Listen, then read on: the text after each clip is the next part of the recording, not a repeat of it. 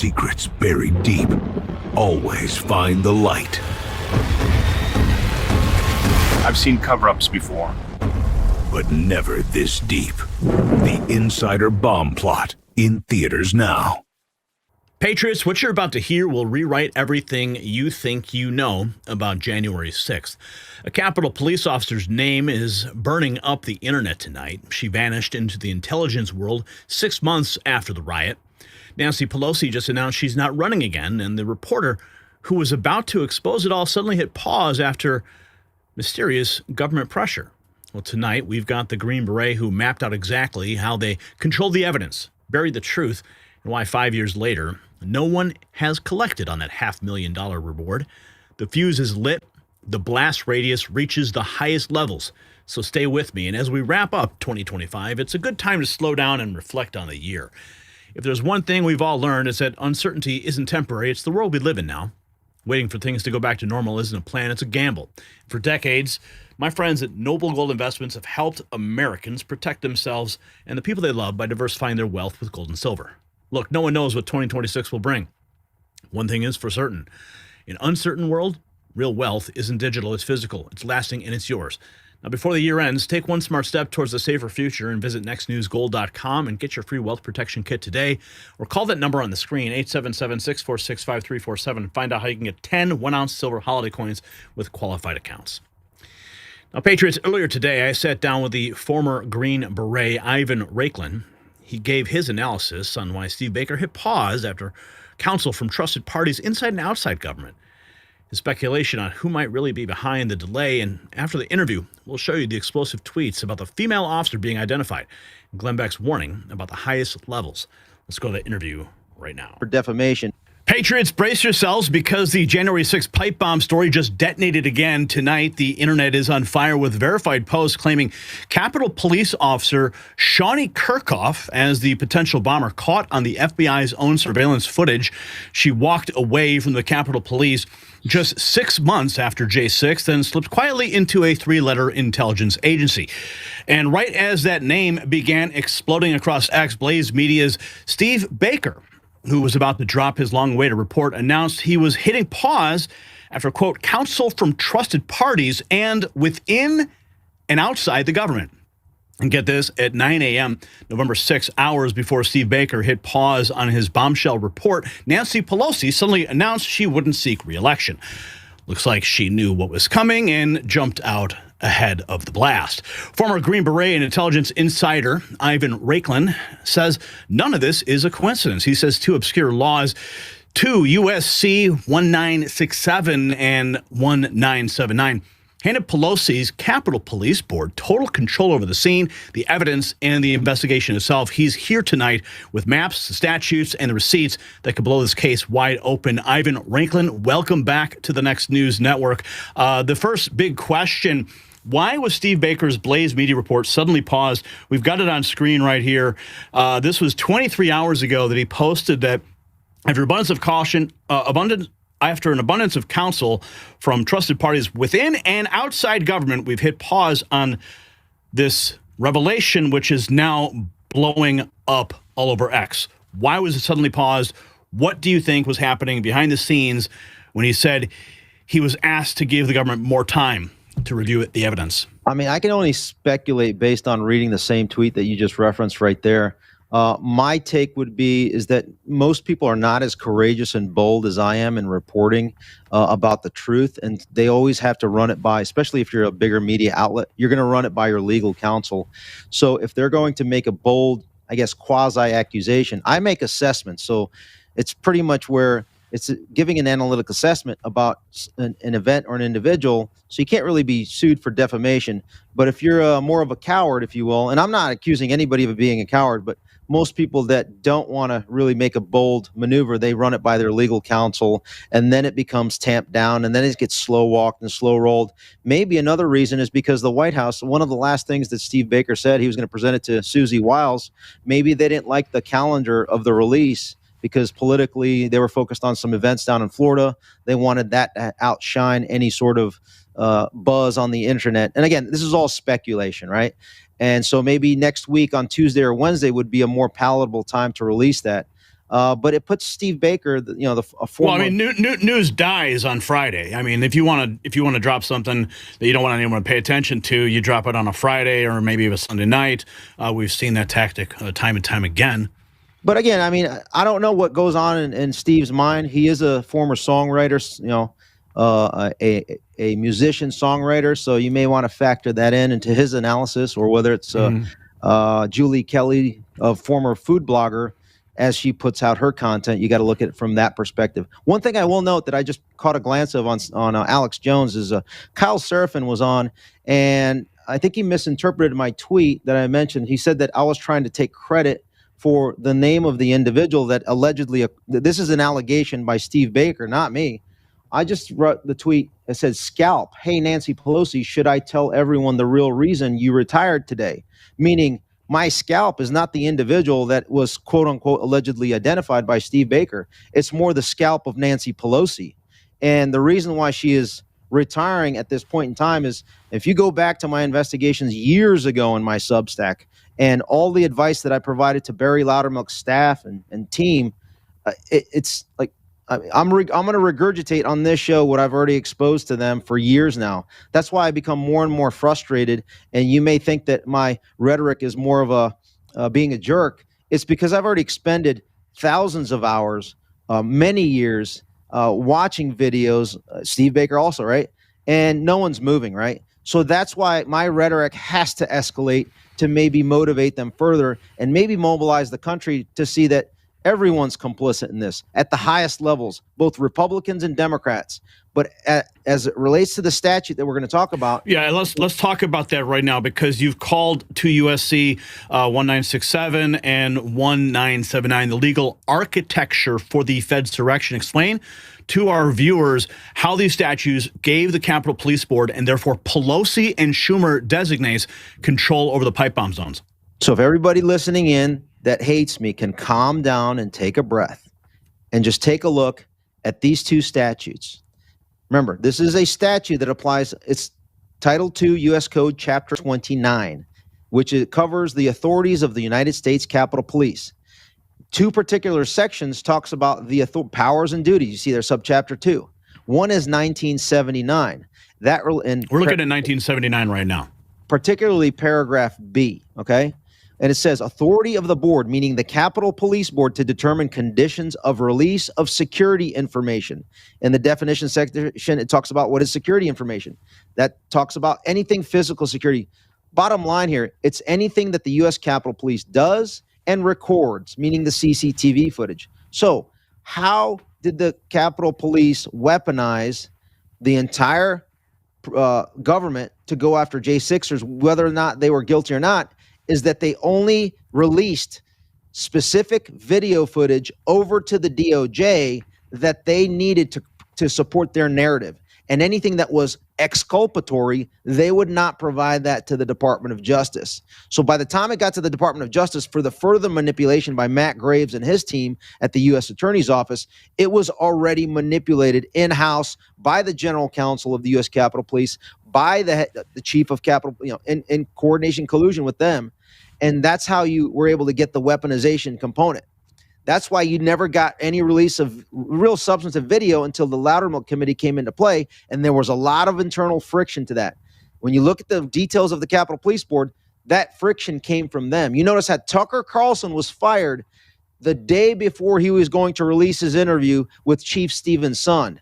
2 weeks prior to that, I had a long lunch meeting with Chief Stephen's son where I laid out what we're going to talk about a little bit today, which my theory of the case is that at this point and earlier on, I have a high level of confidence with almost certainty that Nancy Pelosi ran a deliberate, facilitated, incited, instigated breach of the Capitol through surrogates, including her family, daughter, son-in-law, her staff, Terry McCullough, Chief of Staff, Jamie Fleet, Aaron Black, and other affiliates to include for example, Ray Epps. The Ray Epps question is going to be explained to here when we go into the second statute, okay? But I want to close out with this first part. Not only was the CCTV footage used to manipulate these J6 cases, but also the U.S. Capitol police officers' sworn testimony. So one of the officers that testified in the Oath Keepers trial was the head of dignitary protection for Nancy Pelosi, David Lazarus. What, you think he's going to testify that it was an Fedsurrection? Of course not. Do you think that others are going to, Harry Dunn, Acanilo Ganell, and others are going to testify to the Nancy Pelosi insurrection/Fedsurrection? No. They're going to create their political narrative in order to take out Donald Trump and all of his affiliates. So that's kind of covers Section 1979B.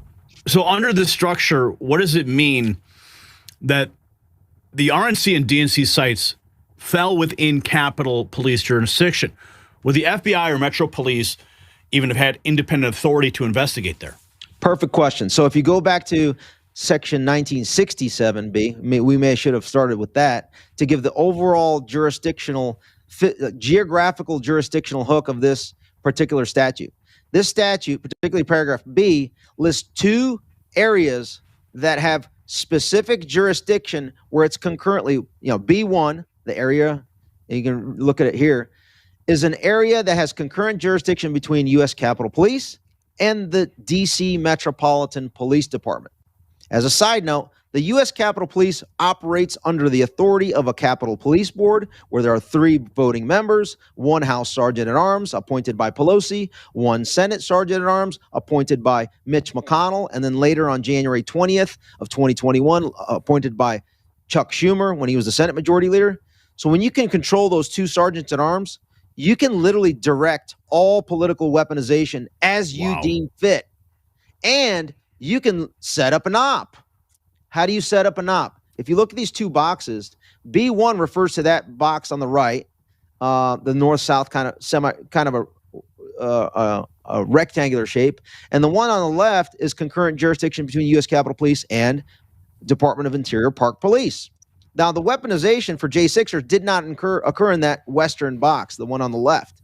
So we focus in on the area that's in that bigger box. If you remember Clay Higgins, remember he said that there was those white buses by Union Station. Well, Union Station's right there listed at the top of that box. If you scroll all the way up, you see Union Station and the DC Metro. It's just an M, those boxes with an M in it. It's kind of hard to see. It's within the U.S. Capitol Police and Metropolitan Police Department concurrent jurisdiction zone, meaning they have all law enforcement capability on whether or not to arrest or criminalize anybody for it. So if they wanted to run an op and they wanted FBI involvement in the op, who's the lead? The U.S. Capitol Police, meaning Pelosi, the Capitol Police Board, and surrogates like Yogananda Pittman, Sean Gallagher, Dania Newell, Julie Farnham, and the list goes on, to include now what Steve Baker is now identifying through gate analysis as one small line of effort of the Fedsurrection play. Okay? I'm not going to take anything away from the great work that Steve Baker has been doing. Fantastic work. I want to, but keep in mind that it is only one small part of the big play. The Ray Epps component is one tactical component. The pipe bomb diversion is one tactical component. I'm trying to consolidate it all, right? And so as things like this come out, it only increases my level of confidence, which is already at high with almost certainty. I mean, at this point, it's beyond a reasonable doubt, it's beyond really any doubt to me at this point. The only way we get to the country to show that this is fully proven is we have to have courage with the Speaker of the House, Mike Johnson, in order, as well as, actually, you know what? Mike Johnson, John Thune, and Vice President Vance can do this today. J.D. Vance can say, you know what? Release all of the evidence, because in his role as President of the Senate, he technically controls the Senate Sergeant at Arms, who is currently the chair of the Capitol Police Board this year through January 3rd. He can go ahead and say, you know what? Release everything related to January 6th, specifically all communications and work product of the General Counsel of the U.S. Capitol Police, Tad Tobias, the guy that interprets those 2 laws to Nancy Pelosi's favor, right?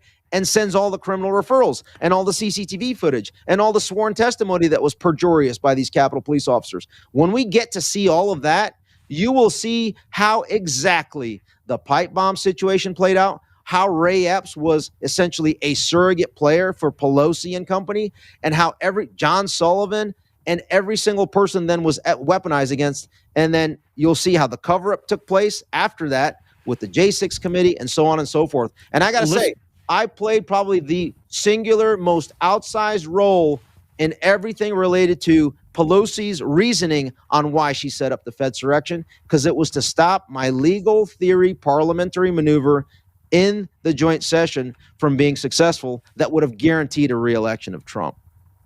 Now, I want to take a look at what we have here. This is Shauni Kerkhoff. This is the name that's appearing everywhere online. Public records show she was a less lethal instructor with the Capitol Police. Testified, she later joined the FBI. Posts from Officer Liu say that she scrubbed her social media after leaving. What stands out to you about her role, and how does this fit within the jurisdictional framework? Perfect. And I got to close with this. I got about a minute left before I got to bounce. I want to say this, is that her role, if everything is true that I'm reading about her, she was head of training at the U.S. Capitol Police. So I would suspect, based on my background, and everyone else would agree, that if you're a training officer, you're probably training for scenarios such as placing pipe bombs, meaning you have dummy pipe bombs in your kind of equipment arsenal, if you will, to then rehearse to whether or not you can sniff them out with your dogs or identify them, right? So it wouldn't be a stretch for her having access to these fake pipe bombs and then go ahead and place them. I'm not saying that she placed them, but if you're in that position, you probably have access to fake pipe bombs, right? In addition to that, I've talked to many times Ken Capolino, the head of RNC security, on that day that took the picture that we all see. And he told me from day one that he thought it was a distraction, diversion, and it was not a legitimate pipe bomb. Okay, so I need to ask you this. Where does Shauni Kerkhoff fit within the Capitol Police command structure, that chain of command, and how does it connect back to Pelosi's office?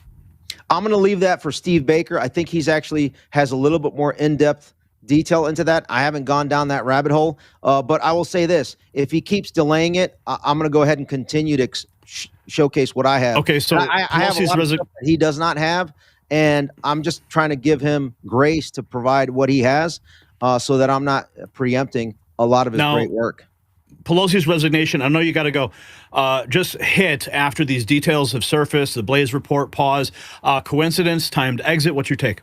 I think it was a timed exit because she thought that Steve Baker was going to release that. And because the Blaze, I mean, Glenn Beck has a big enough audience that enough people will realize the lemming right, if you will, the normies on the right will start to see what the reality of January 6th was. So it's easy for her to kind of dip out. And then while they'll blame her for the Fedsurrection, well, she's retired. And so, you know, the Republican cowards are just going to move on and do nothing about it. So what happens next? No accountability. There won't be any accountability in this situation? This we won't see anyone? Too cowardly. Mike Johnson's too cowardly. Many people need to be replaced. All right, Ivan, thank you for joining us and for your relentless work to uncover the truth. Thank you. All right, Patriots, we just ripped the mask off one of Washington's darkest secrets. 5 years after January 6th, 5 years of silence, redactions, lies. The truth is clawing its way out. A Capitol Police officer, Shauni Kerkhoff, is now being openly named online as a potential pipe bomber. She quietly left the force just 6 months after January 6th, straight into the arms of the Federal Intelligence Agency. And here's the kicker. The entire bomb scene was inside Nancy Pelosi's legal jurisdiction. Think about that. The same statutes, 2 U.S.C. 1967 and 1979, written to protect Congress from attack, may have been weaponized to protect the attackers within. Evidence locked down, cameras sealed, no suspects named, $500,000 in reward money still dangling in the wind. And remember, Pelosi announced she wouldn't seek re-election just hours before Steve Baker hit pause in his Blaze Media bombshell. That's not timing, that is strategy. So if Ivan Raiklin's interpretation holds true, this is not incompetence, it's a cover-up baked right into the law. The Foxes wrote the rule book for guarding the henhouse. The FBI and the Capitol Police Board, they've had 5 long years to come clean. They've shown us nothing. America deserves the footage. America deserves the truth. And until they hand it over, we're not backing down. Patriots, brace yourselves because the January 6th.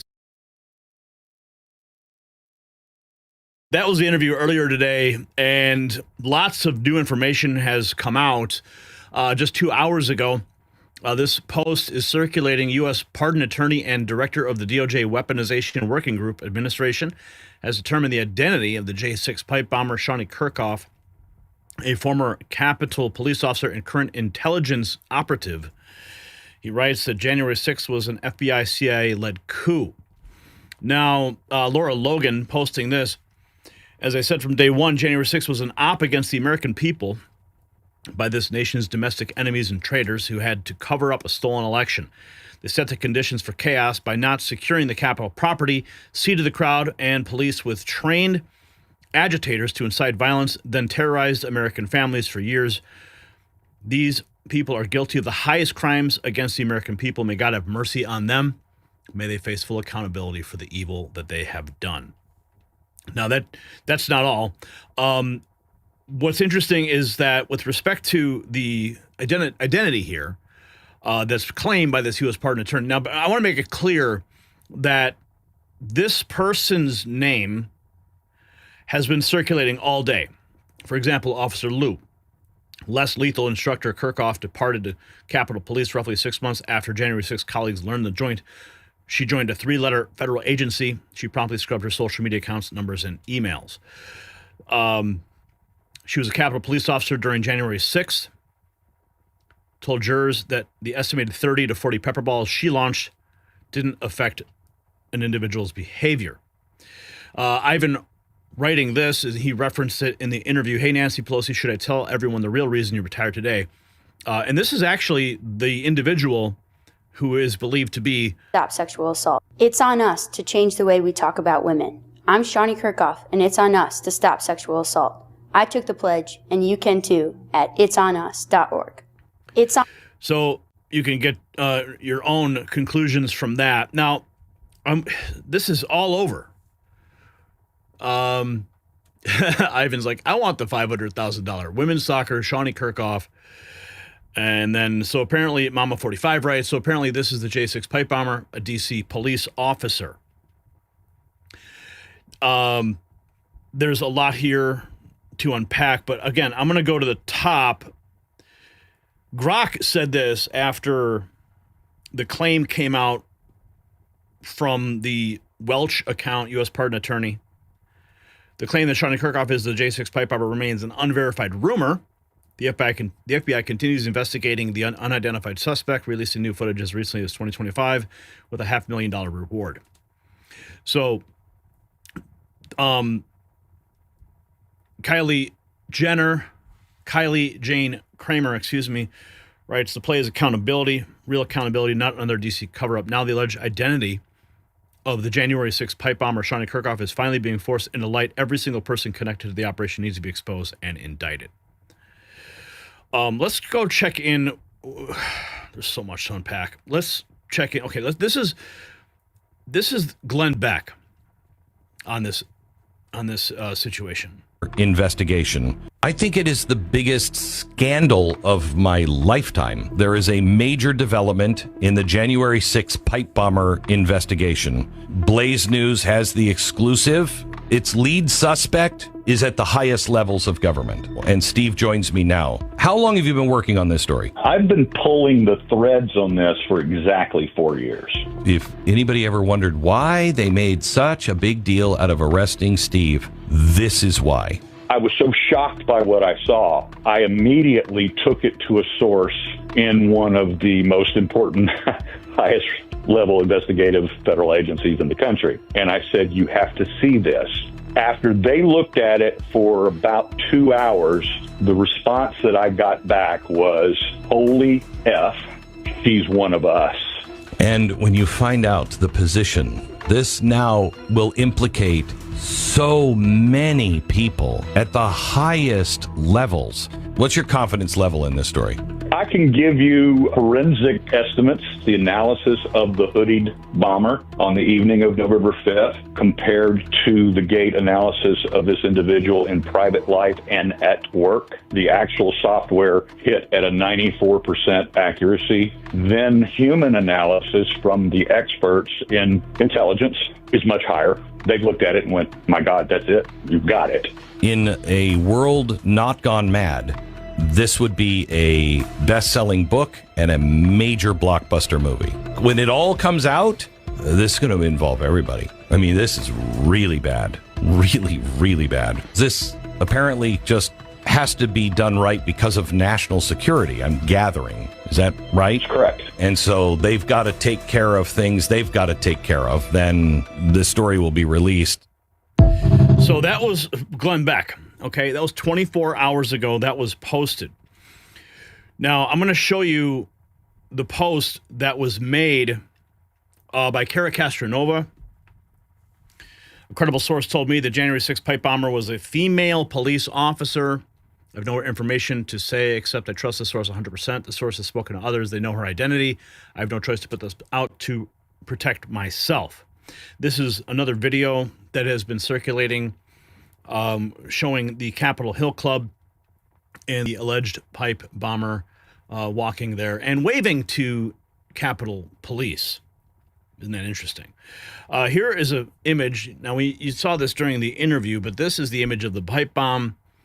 And then this is an image of what training materials look like. If you are not familiar with this imagery, FBI training materials, you got an egg timer, you got the pipes, and it looks identical to what was placed there. And that's what the allegation is that this specific individual was in fact somebody who worked with training materials, so would have easy access to these devices.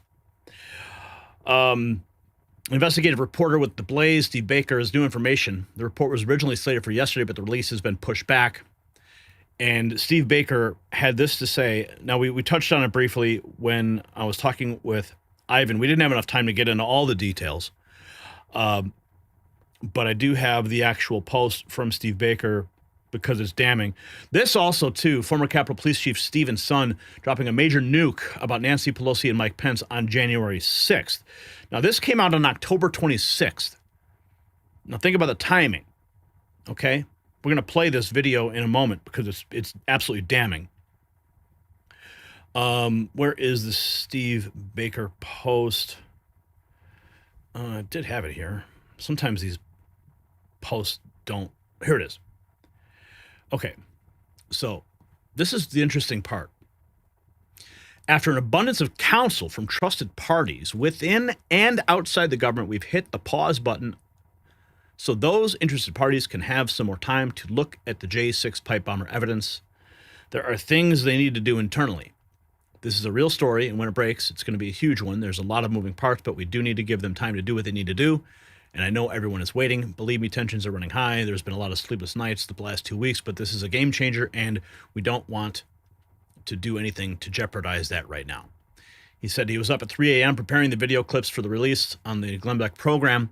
Contrary to what many complainers will say, this wasn't a hype stunt for views and clicks, and no, the government didn't silence us.